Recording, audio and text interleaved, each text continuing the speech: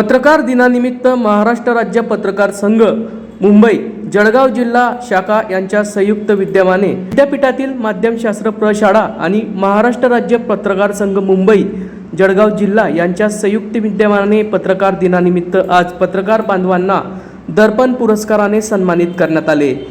या कार्यक्रमाप्रसंगी कवयित्री बहिणाबाई चौधरी उत्तर महाराष्ट्र विद्यापीठाचे कुलगुरू VL माहेश्वरी, जळगावचे उच्च शिक्षण विभागाचे सहसंचालक डॉक्टर संजय ठाकरे, माध्यमशास्त्र प्रशाळेचे संचालक प्राध्यापक सुधीर भटकर, पत्रकार संघाचे उत्तर महाराष्ट्राचे अध्यक्ष प्रवीण सपकाळे, खानदेश विभागाचे अध्यक्ष किशोर रायसाकडा आदी पदाधिकाऱ्यांची यावेळी उपस्थिती होती।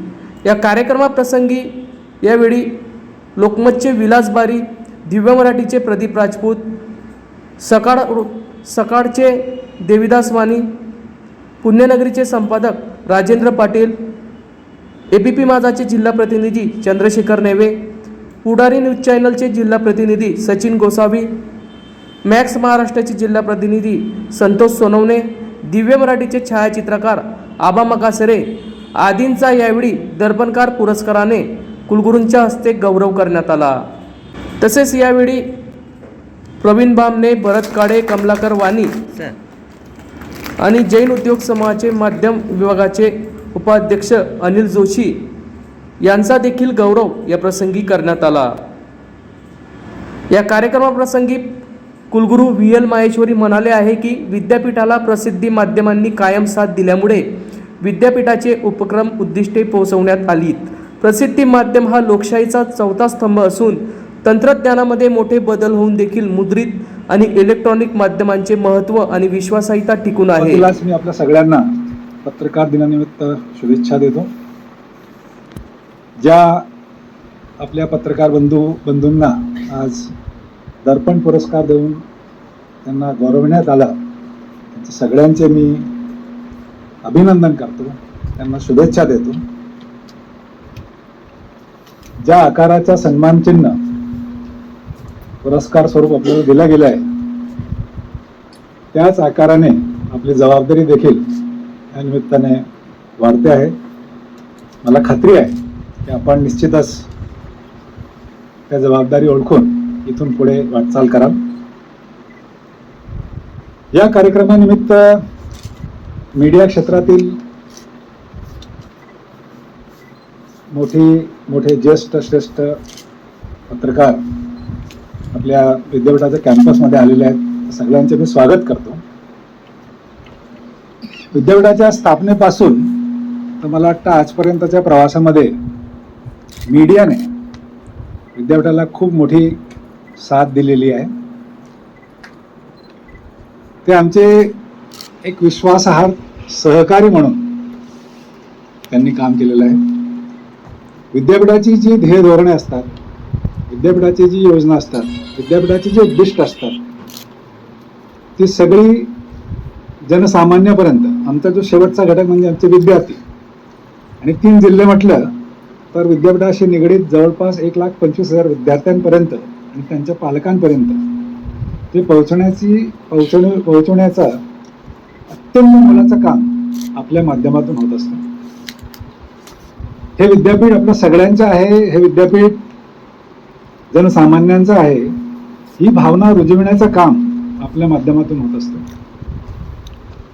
आपण जे आम्हाला सूचना करतात, आपण जे आमच्यावर टीका करतात, मी टीका म्हणजे कन्स्ट्रक्टिव्ह क्रिटिसिझम, ते आम्हाला वारंवार आणि आम्हाला रिमाइंड करतात की there is always some room for improvement, there is always scope for improvement. त्या पद्धतीने आमची कार्यपद्धती असो, आमचे जे काही प्रोटोकॉल्स असतील, आमचे जे काही चुका असतील ते सुधारण्याचे देखील आम्ही प्रयत्न करत असतो। आम्ही ती जी टीका, ती जे सजेशन्स, ते जे आपले सुझाव असतात ते आम्ही खूप पॉझिटिव्ह स्पिरिटमध्ये घेत असतो आणि मला खात्री आहे की इथून पुढे सुद्धा या पुढच्या कालावधीमध्ये आपल्या सगळ्यांचा त्याच पद्धतीने आम्हाला विद्यापीठाला सहकार्य मिळत राहील। मित्रांनो, मी जेव्हा इन्व्हिटेशन हे कार्ड बघत होतो तर माझ्या लक्षात असं आलं की आपण नेहमी म्हणतो की आपल्या लोकशाहीचे 4 स्तंभ आहेत। म्हणजे पहिलं म्हणजे कायदेमंडळ, ज्याला आपण लेजिस्लेचर म्हणतो, दुसरा एक्झिक्युटिव्ह म्हणजे ज्याला आपण कार्यकारी मंडळ म्हणतो, तिसरा न्यायपालिका किंवा न्यायालय, ज्युडिशियरी ज्याला आपण म्हणतो, आणि चौथा म्हणजे मीडिया, माध्यम आहे. आणि आपल्या घटनेमध्ये हे जे चारही घटक आहेत त्यांची काय कार्यक्षेत्र असतील ते खूप चांगल्या पद्धतीने परिभाषित केलेलं आहे. म्हणजे कायदेमंडळ जर आपण म्हटलं तर कायदे बनविणे ज्याच्या आधारावर देश किंवा राज्य किंवा कुठली छोटी स्थानिक स्वराज्य संस्था असेल ती चालते. आणि त्याची अंमलबजावणी कोण करणार, कायदे बनत, तर हे काम आपले जे कार्यकारी मंडळ आहे त्यांच्याकडे आहे. आणि ही अंमलबजावणी करताना जर कोणाला असं वाटत असेल की माझ्यावर अन्याय झाला किंवा जे कायदा आहे ते प्रॉपरली इम्प्लिमेंट झालेलं नाही, तर मग ती प्रकरणे आपलं जे न्यायमंडळ आहे, आपले जे न्यायालय आहे त्यांच्या माध्यमातून ते त्याच्यावर आपल्याला निर्णय मिळते.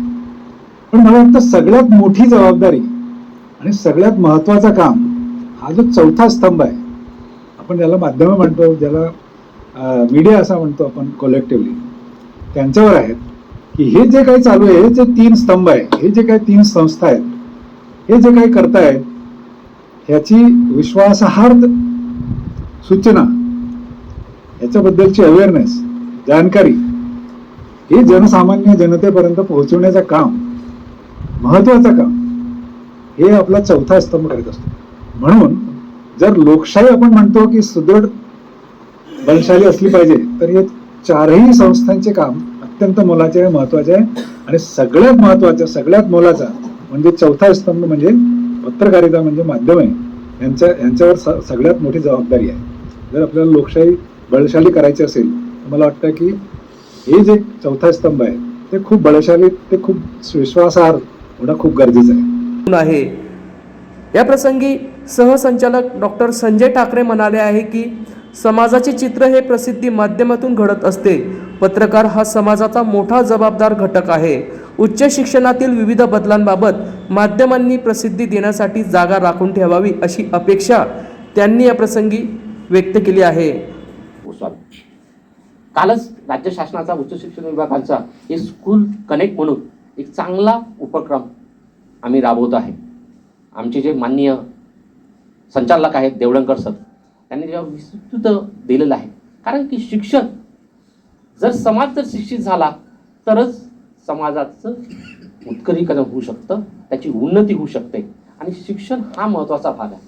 आणि म्हणून आपल्याला माहीत आहे की जी जुनी एज्युकेशन पॉलिसी होती ती बदलून आपण आता नवीन education policy, new education policy 2020 आपण रुजू करतो आहे. आणि म्हणून समाजापर्यंत, समाजाच्या प्रत्येक घटकापर्यंत शिक्षण पोहोचलं पाहिजे. त्याला नवीन एज्युकेशन पॉलिसी काय आहे ही त्याच्यापर्यंत पोहोचली पाहिजे. म्हणून आम्ही राज्य सरकारने स्कूल कनेक्ट नावाचा एक प्रोग्राम घेतलेला आहे. माननीय कुलगुरू त्याच्यावर जास्त चांगला प्रकाश टाकतीलच, कारण त्याच्याच माध्यमातून तो आम्ही आता राबवत आहे की स्कूल कनेक्ट झालं पाहिजे. 11वी 12वीच्या पोरांना कळलं पाहिजे की तो ग्रॅज्युएटला यायच्या अगोदर न्यू एज्युकेशन पॉलिसी काय. आणि म्हणूनच आज आपण इथं मी हा व्यासपीठ जेव्हा आलो, मला त्यामध्ये प्रश्न नाही झाला की आपण ही गोष्ट आपण समाजापुढे मांडली पाहिजे की माध्यमांनी थोडं का होईना पेपरचा एक कॉलम, एक कोपरा ज्याला म्हणेल, त्या कोपऱ्यामध्ये उच्च शिक्षणासाठी सुद्धा राखीव ठेवावा. एक काहीतरी अशा प्रकारचं एक कॉलम चालवावं ज्याच्यामध्ये समाज, कारण प्रत्येकजण, आपल्याला माहिती आहे प्रत्येकाच्या घरी जवळपास आज, अगोदर असं होतं की फार विशिष्ट लोकांकडे पेपर यायचा, पण आज प्रत्येकाच्या घरी जवळपास न्यूजपेपर येतं, प्रत्येकजण न्यूजपेपर वाचतं. नाही काही सगळ्यांकडे मोबाईल तर आहेच आणि मोबाईलवर आजकाल सगळ्या न्यूज भेटतातच. तर अशा प्रकारे या माध्यमातून आपण जर जनजागृती केली की नक्कीच हा जो आमचा राज्य सरकारचा जो उपक्रम आहे, शिक्षण प्रत्येक दारापर्यंत पोहोचलं पाहिजे, तरच विकास होईल. आणि म्हणून आपण सर्व मी परत एकदा विनंती करतो की आपण उच्च शिक्षणाला सुद्धा तेवढंच विशेष एक सॉफ्ट कॉर्नर द्यावा, जेणेकरून उच्च शिक्षणाच्या सुद्धा न्यूज पेपरमध्ये असो. आपण मला इथं बोलावलं त्याबद्दल मी सगळ्यांचा आभारी आहे. आणि ज्यांना पुरस्कार मिळाला आहे त्यांना अभिनंदन. एवढं बोलून माझे 2 शब्द समाप्त. या प्रसंगी माध्यम प्रशाळेचे संचालक प्राध्यापक सुधीर घटकर म्हणाले आहे की समाजातील चांगल्या वाईट घटना पत्रकार समाजासमोर आणत असल्यामुळे त्यांची दखल घेणे आवश्यक आहे. मित्रांनो, 6 जानेवारी 1832 मध्ये बाळशास्त्री जांभेकरांनी वृत्तपत्र सुरू केलं. त्याचं नाव होतं दर्पण. हे वृत्तपत्र जे आहे तर हे दोन भाषेमध्ये असायचं, एक मराठी आणि इंग्रजी. आणि पहिलं मराठी वृत्तपत्र 1832 मध्ये सुरू केलं, ज्यावेळी आपल्यावर इंग्रजांचं राज्य होतं. आणि एक समाज प्रबोधनाचं एक मोठं माध्यम, जनजागृतीचं मोठं माध्यम. कारण त्यावेळेला इंग्रजांची आपल्यावर सत्ता होती, आपल्यावर राज्य करत होते ते. आणि स्वातंत्र्य मिळण्यासाठी म्हणून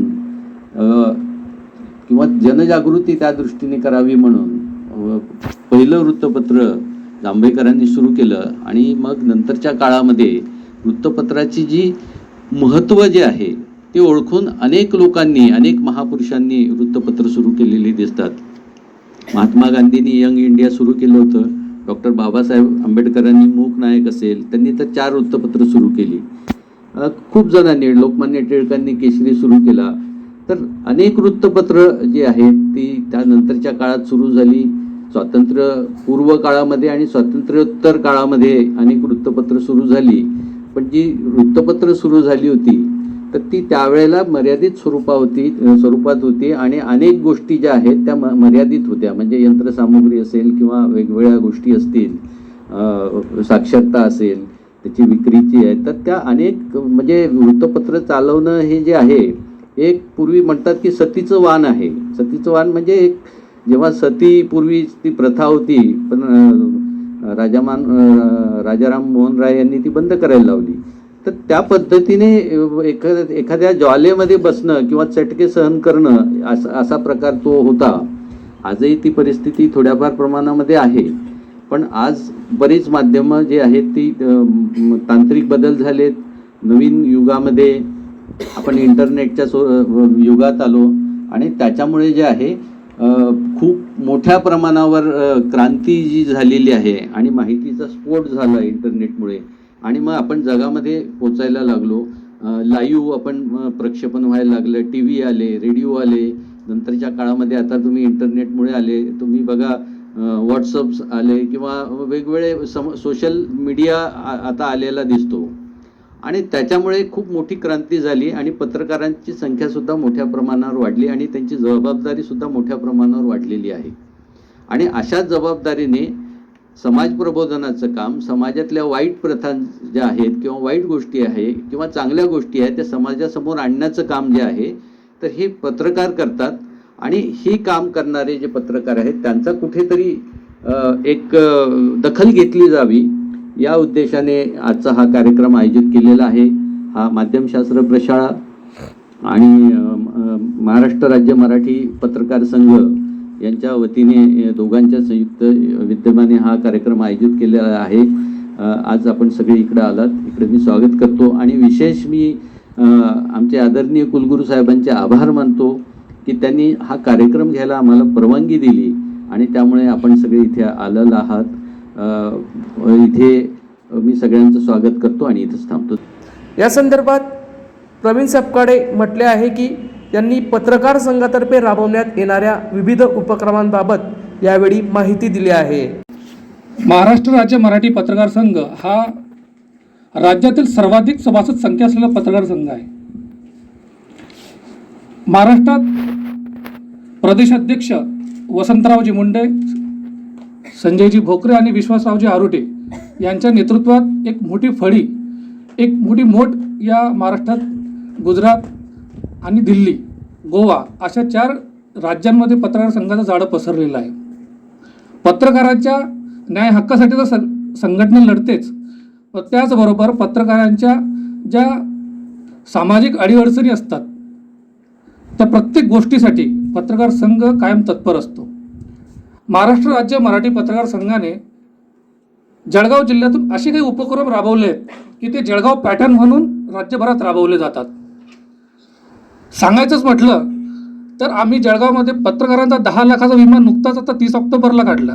जळगाव जिल्ह्यातील पत्रकारांचा सेंट्रल गव्हर्नमेंटचा जो विमा आहे 10 लाखाचा तो प्रत्येक पत्रकाराचा आम्ही काढला.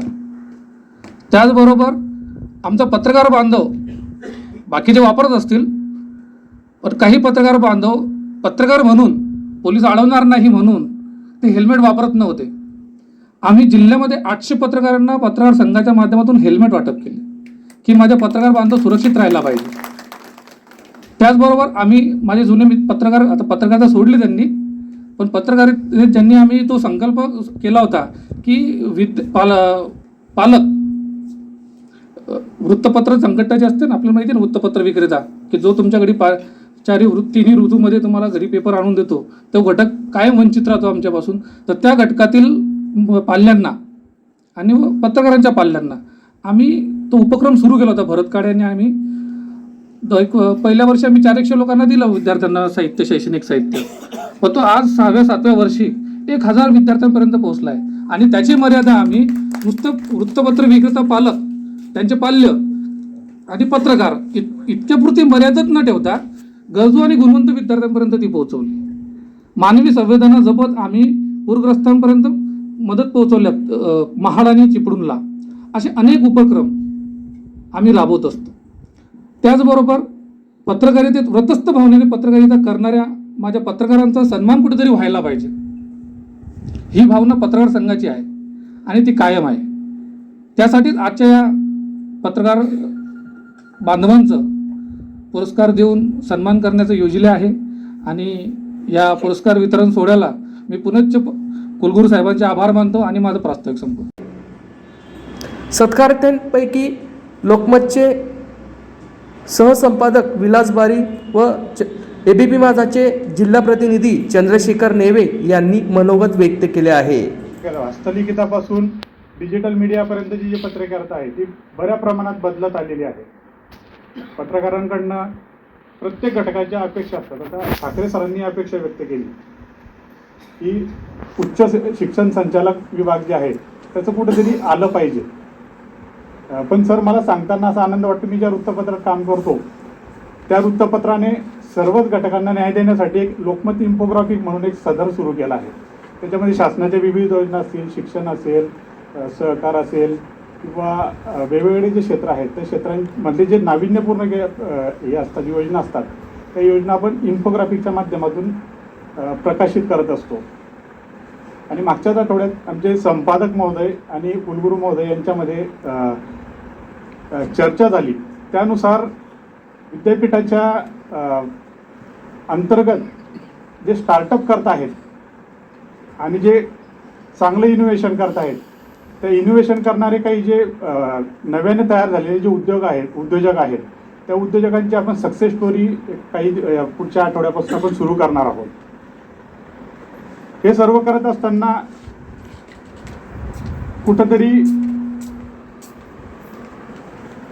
बरेच फेरबदल होत असतात आणि पत्रकारितेच्या माध्यमातून सर्वच घटकांच्या अपेक्षा आपण पूर्ण करत असताना कुठंतरी हे काम करत असताना मराठी पत्रकार संघ असेल किंवा माध्यमशास्त्र प्रशाळा असेल यांनी कुठेतरी पत्रकारांच्या कार्याची दखल घेणं ही आमच्या सर्वांच्या दृष्टीने मी अभिमानाची आणि संतोषाची बाब समजतो.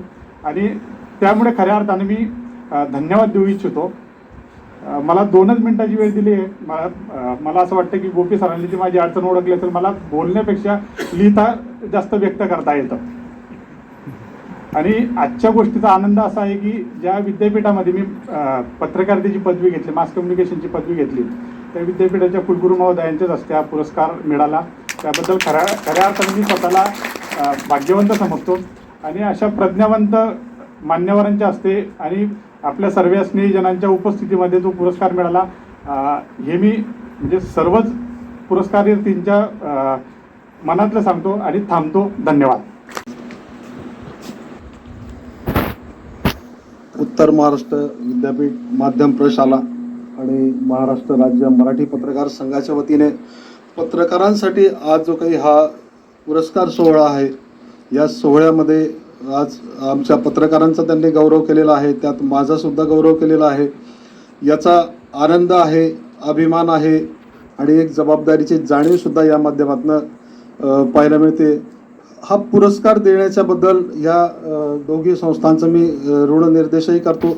त्याचबरोबर ज्या ABP माझाच्यामुळे आज मी या ठिकाणी आहेत आणि त्यामुळेच खरं तर हा पुरस्कार मिळाला, म्हणून या ABP माझाचं सुद्धा मी या ठिकाणी ऋणनिर्देश व्यक्त करतो.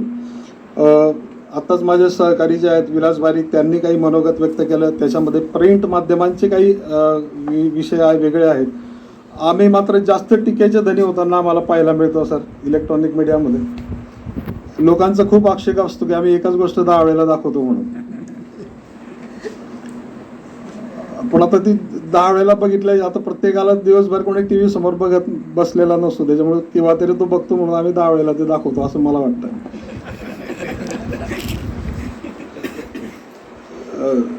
सर माफी मागतो, खरं तर साक्षात विद्येच्या कुलदेवतेपुढे बोलतो आहे, काही चुकलं तर माफी असावी. पण हा विषय सातत्याने इलेक्ट्रॉनिक मीडिया टीकेचा धनी होताना आपल्याला पाहायला मिळतो. आणि त्या माध्यमातून माझा खरं तुम्हाला एक सगळ्यांना प्रश्न आहे की इलेक्ट्रॉनिक माध्यमातले पत्रकार चांगलं काम करतात असं किती लोकांना वाटतं त्यांनी हातवरती करावा.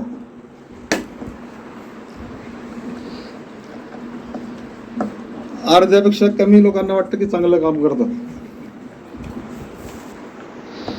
अर्ध्यांना वाटतं चांगलं काम करत नाहीत. त्याला कारण जर तुम्ही म्हणाल तर तो एक आक्षेप की आम्ही चांगल्या बातम्या दाखवत नाही. सरांनी सांगितलं की शिक्षणाच्या बाबतीत आम्ही बातम्या दाखवत नाहीत. पण मग असं का घडतं असं कधी विचार केलाय का कोणी? माध्यम हे TRPच्या रेसमध्ये काम करता येतात. प्रत्येक माध्यम जे आहे ते TRP मध्ये त्यांचं कामगिरी मोजली जाते आहे आणि त्या दृष्टीने ती काम करतायत. माझा एक तुम्हाला प्रश्न आहे की समजा मी कृषी क्षेत्रामध्ये अनेक चांगल्या बातम्या दिल्या आणि एखाद्या शेतकऱ्याने जळगाव जिल्ह्यातल्या त्यांनी आपल्या शेतामध्ये 50 टन 25 टन केळीचं उत्पादन काढलं, ती जर मी बातमी लावली तर तिला व्ह्यू मिळतात 2000, 25, 5000, 10,000. पण त्याच जोडीला जर एखाद्या नेत्याने दुसऱ्यावरती टीका केलेली बातमी लावली तर तिला 10 मिनिटातच 50,000 व्ह्यू होतात तिला. आता हा दोष कोणाचा? मला कोणाला दोषी धरायचा नाहीये, पण ज्यावेळेला सातत्यानं ह्या टीका आमच्यावरती होतात तर ह्या टीका करताना आपण सुद्धा एकदा आपल्याकडे पण बोट दाखवलं पाहिजे. म्हणजे एक बोट समोरच्याकडे असतं तसं 4 बोट आपल्याकडे पण असतात. सातत्याने तिरस्काराची लाट पत्रकारांच्या बाबतीत दिवसेंदिवस होताना बघायला मिळते आहे आणि त्याला कारण तेच मी तुम्हाला सांगितलं की बाबा आमच्या मनासारख्या बातम्या येत नाहीत, आम्हाला नको आहे तेच आम्हाला दाखवलं जात आहे. आणि या तिरस्काराच्या लाटेमध्ये एक पुरस्कार देण्यासाठी तुम्ही आमच्यासाठी येत आहे, ही आमच्यासाठी खूप आनंदाची गोष्ट आहे सर. आणि हाच एक आशावाद सुद्धा आहे, कारण 2 मिनिटाची वेळ दिली आहे मला वाटतं तर वेळ संपली माझी तशी. हा. तर या तिरस्काराच्या लाटेमध्ये हा पुरस्कार घेताना जो काही आनंद आहे तो नक्कीच आमच्यासाठी समाधानाची बाब आहे. मात्र इलेक्ट्रॉनिक माध्यमात काम करत असताना अनेक आव्हानं सुद्धा आता दिवसेंदिवस पुढे येताना पाहायला मिळत आहेत. कारण एकतर पत्रकारांच्या असुरक्षिततेचं एक मोठं आव्हान आहे. कोणताही आर्थिक हे नाही किंवा शाश्वत नोकरी नाही, ही एक सगळ्यात महत्त्वाची अडचण. आणि दुसरी सोशल मीडिया आता इतका वेगाने पुढे जातो आहे की एखादी आमची अधिकृत बातमी खात्री होईपर्यंत सोशल मीडियावरती ती बातमी झळकलेली असते आणि त्याचा एक प्रचंड दबाव आमच्यावरती काम करताना बघायला मिळतो. एखादी वृत्तपत्रात काम करताना त्या वृत्तपत्राचा प्रत्येक गावामध्ये एक प्रतिनिधी असतो, मात्र पूर्ण जिल्ह्याच्या 50 लाख लोकांमध्ये आम्ही एकटे काम करत असतो. लोक म्हणतात आम्ही लाखात एक आहोत, आम्ही तर म्हणतो आम्ही 50 लाखात एक आहोत. आणि अशा ठिकाणी आमच्या जबाबदारीचं सुद्धा त्या ठिकाणी भान राखावं लागतं आणि हे काम करताना प्रचंड तणावात काम करावं लागतं, ट्रेस झेलावा लागतो आणि हा ट्रेस कोणाला दिसत नाही. आपण कोरोनाच्या काळामध्ये बघितलं की अनेक सरकारी नोकरांना जे काही होते त्यांना कोरोना योद्धा होता, त्यांना 50 लाखाचं कोरोनाचं कवच होतं, सुरक्षेचं कवच होतं. मात्र त्याच कर्मचाऱ्यांच्या सोबत पत्रकार सुद्धा त्या काळात फिरत होता, मैदानामध्ये लढत होता. मात्र त्याला कोणतंच कवच नव्हतं, कोणतंच सुरक्षा कवच नव्हतं, कोणताच त्याला मोबदला मिळाला नाही. आमच्यातला एक सहकारी आम्ही त्या काळामध्ये गमावला, त्याला काहीही मिळालेलं नाही. एक नाममात्र रक्कम कदाचित आमच्या मित्र सहकाऱ्यांनी जी काही जमा केलेली असेल ती. आणि अशा परिस्थितीमध्ये आम्ही काम करतो. तर टीका करताना प्रत्येकाने एक वेळेला आमचा सुद्धा विचार केला पाहिजे, ही आमची भावना आहे. एखाद्या ठिकाणी दंगल घडते, एखाद्या ठिकाणी जाळपोळ होते, त्यावेळेला आमचा प्रतिनिधी थेट त्या मैदानामध्ये उतरून त्या ठिकाणचं वृत्त कव्हर करत असतो. काही म्हणतात कशाला गेले तुम्ही तिथे, पण त्या ठिकाणी जो काही कुठे अन्याय होणारा असेल तर त्याला जर वाचा फोडायची असेल तर त्या ठिकाणी जाण्याशिवाय पर्याय नाही. कोरोना काळात आम्ही तेच केलं. ज्या वेळेला जळगावचा डेथ रेट हा 14% जास्त होता, जगामध्ये आज सगळ्यात जास्त होता, आणि घरातनं बाहेर पडायला कोणी तयार नव्हतं, त्यावेळेला आम्ही मैदानात उतरलो. प्रशासनातल्या ज्या काही उणिवा होत्या, ज्या काही समस्या होत्या त्या जनतेपुढे मांडल्या, आणि त्यानंतर हा डेथ रेशो कमी झाला. आणि त्यानंतर मात्र एक हजारो लोकांचे प्राण आमच्या या पत्रकारांच्या त्या लेखणीमुळे, त्या आमच्या मैदानात उतरण्यामुळे वाचले असं मला वाटतं. आणि यासाठी आमच्यावरती टीका करताना एक वेळेला तुम्ही एकदा आवर्जून विचार केला पाहिजे, ही माझी आग्रहाची विनंती आहे. वेळ संपली माझी, त्यामुळे बोलायचं खूप काही आहे, पण जास्त बोलत नाही. मात्र या पुरस्कार देण्याच्या संदर्भामध्ये मी आपल्या संस्थेचा कवयित्री बहिणाबाई उत्तर महाराष्ट्र विद्यापीठ आहे, महाराष्ट्र प्रशासनाच्या वतीने आणि महाराष्ट्र राज्य पत्रकार संघाच्या वतीने हा जो काही पुरस्कार देण्यात आला त्याचं मनापासून आभार मानतो. आणि आमचे 2 सहकारी या 3 वर्षामध्ये आम्हाला गमवावे लागलेले आहेत, सूर्यभान पाटील आणि अनिल किराळे. आणि त्याचबरोबर माझे मातापिता सुद्धा या 2 वर्षामध्ये मी गमावलेले आहेत. ह्या सगळ्यांसाठी हा पुरस्कार समर्पित करतो आणि माझं बोलणं थांबतो. धन्यवाद. या कार्यक्रमाचे सूत्रसंचालन प्राध्यापक डॉक्टर गोपी सुर्डे व आभार ॲडव्होकेट सूर्यकांत देशमुख यांनी मानले.